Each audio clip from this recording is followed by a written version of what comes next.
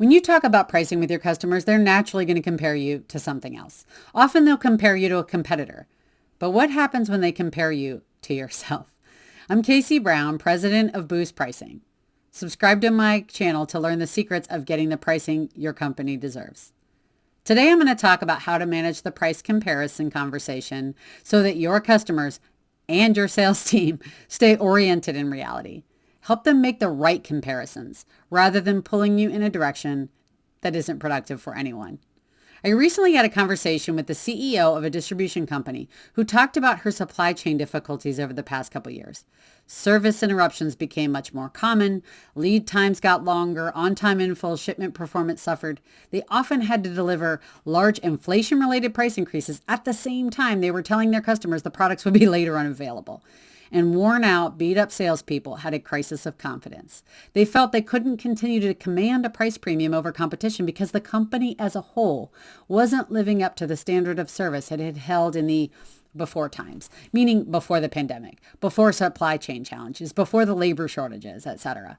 And the reality is, when this CEO looked at other companies in her space, she saw that her competitors faced the same level of service declines or worse. In fact, through aggressive procurement and inventory build strategies, her company had protected their customers to deliver better than average service compared to their competitors. But her team's confidence was in the tank. They talked about how the company had provided much better service just a few years ago. But is that comparison really valid? The overall landscape had changed significantly. No one can hop in a time machine and go back to when macroeconomic circumstances were more favorable. Was service better before? Sure. Does that mean you should be stuck with suboptimal pricing until service levels can return to those prior levels? No, not if the changes that impacted your service impacted the entire market. And this is the key point that people miss.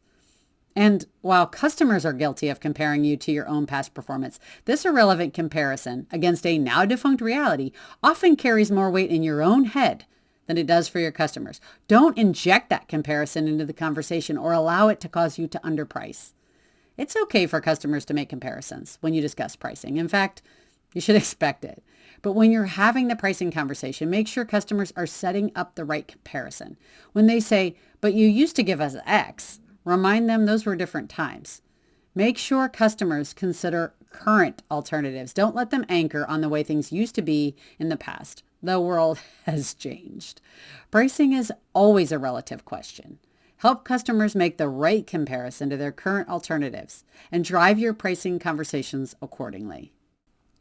Pricing drives the bottom line more than any other factor. As I've shared before, our team has helped companies drive over $1 billion in incremental margin through price. And that doesn't happen from pricing strategy. It comes down to excellence in pricing execution and knowing how to manage conversations like this one. If you want to peel the onion and understand how to win the pricing game, be sure to like this video and subscribe to my channel. Thanks.